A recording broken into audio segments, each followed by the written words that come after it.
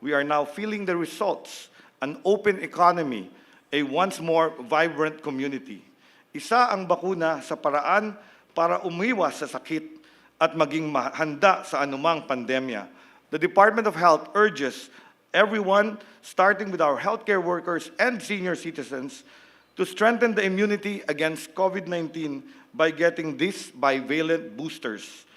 Magpabakuna at magpa-booster na tayo para sa isang healthy Pilipinas kung saan bawat buhay ay mahalaga. Moving forward, it is my pleasure to introduce the President of the Republic of the Philippines, His Excellency Ferdinand Romualdez Marcos Jr.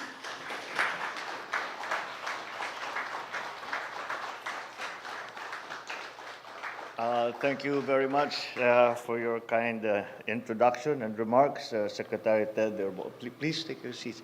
Secretary Ted Herbosa of the Department of Health, Quezon City Mayor, Mayor Joy Belmonte, who was saying that her vaccination rate of 84% was unsatisfactory.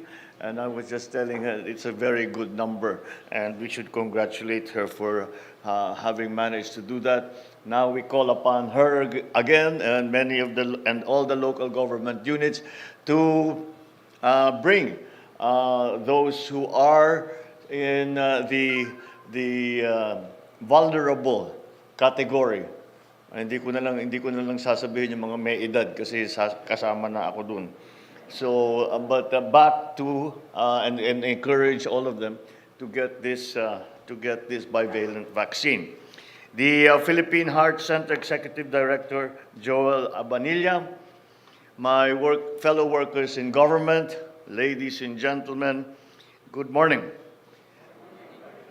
Every time I address our frontline workers, health workers, I always begin with a big thank you to all of you for all the sacrifices you did during the height of the pandemic, for all the work that you put in that saved millions, and I'm not exaggerating here, millions of Filipino lives. And furthermore, the risks that you knowingly took to continue your work, to treat those who had come down with COVID in whatever way kulang lahat, kulang ang PPE, wala tayong vaccine, wala tayong lahat ng kailangan, hindi natin naiintindihan. I can speak of this intimately as I was a victim. And that's why I know the condition that the patients felt, and what a relief and what a godsend your care was to all of those who had suffered from COVID. So once again, thank you very much for all that you did.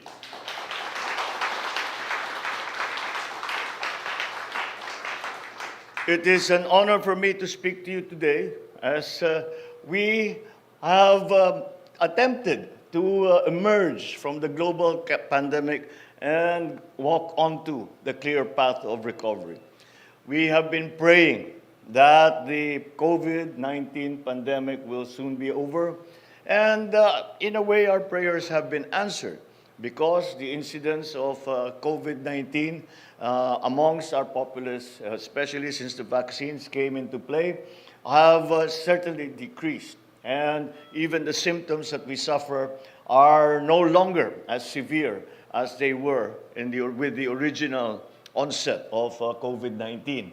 And then coming on to the Delta and the Omicron variants, we have seen slowly that this danger has gone away, has almost completely gone away.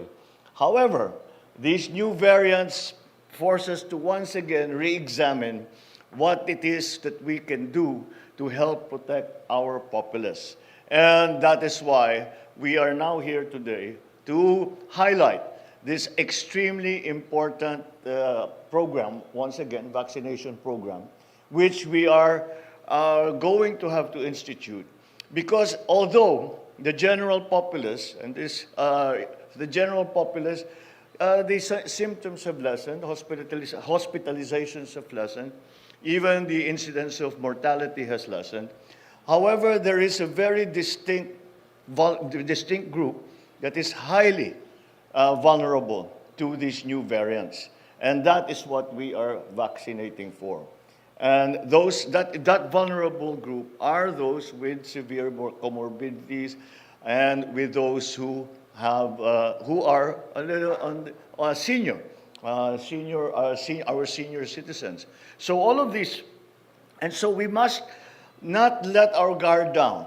Although the rest of society, the other sectors of our society that have tried to move on and say the emergency is over, and certainly in a way we can say that that is the case.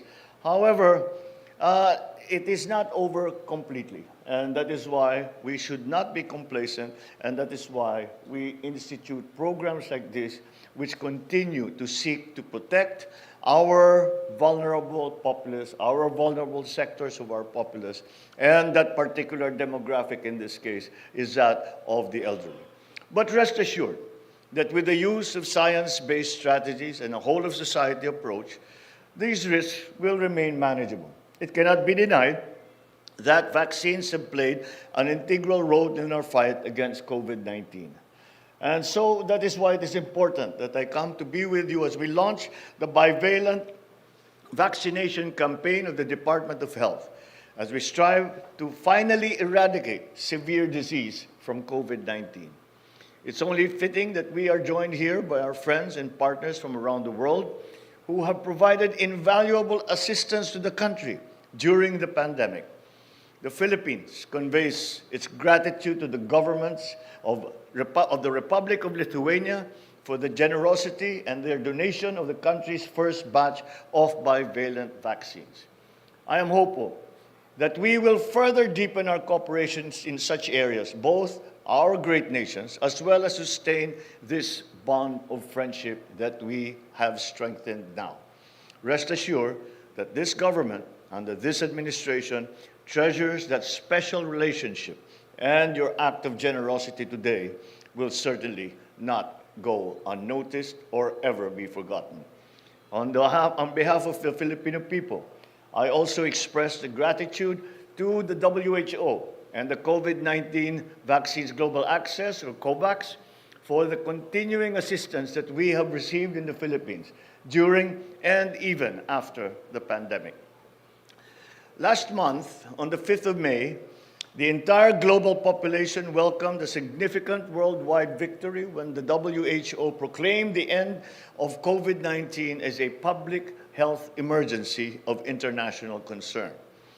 We certainly owe a debt as well to our vaccine manufacturers, to our scientists, our healthcare workers, and everyone who gave so much so that the world could return to a state of normalcy. Let this occasion serve as a call to every Filipino to continue doing your part, get updated on your COVID-19 vaccination to prevent a resurgence as a means of honoring those who sacrificed their lives during the pandemic. I thus appeal to everyone, especially those who have yet to receive their primary series of vaccinations, to get vaccinated against COVID-19. This is not for your own good alone, but also for the protection of your families and the general public. Government-assisted vaccines, including the bivalent doses, are free for every Filipino. So under the leadership of our newly appointed DOH Secretary, I expect that the DOH will continue to fortify its efforts to protect the Filipino public against all health risks. I would also like to thank, of course, our tireless officials and employees in our local government duties, on whom the load has fallen, on whose shoulders the load has fallen when it comes down to the grassroots level. Of course, our healthcare workers, other national government agencies, all of whom were involved, and I thank them for their dedication to this country's vaccination campaign. I urge all of us to remain relentless in our fight against COVID-19 and all other infectious diseases that threaten the country. As long as we exhibit discipline, observe cleanliness, and practice cooperation, we will overcome the residual challenges that still are posed by the COVID-19 and emerge stronger than ever as members of a healthy, resilient, and productive Philippine society. May the Almighty God continue to bless us with His divine protection and grace. And I thank you all very much once again for your service, and I thank you once again to rising up to this challenge, up and taking on this new program of bivalent vaccination for our populace. Magpabakuna na po kayong lahat at magpabakuna po tayo para hindi na tayo magkasakit, makabalik tayo sa trabaho na mas mabilis, at lahat ng nais nating gawin ay may gagawa natin dahil tayo ay ligtas sa sakit. Kaya't mabuhay ulit ang trabaho ng Department of Health, mabuhay ang mga Pilipino, mabuhay tayong lahat. Maraming salamat po sa inyong lahat. Thank you, Mr. President. That concludes our program. Thank you, Mr. President, for gracing the event today. Once again, ladies and gentlemen, His Excellency Ferdinand R. Marcos, Jr.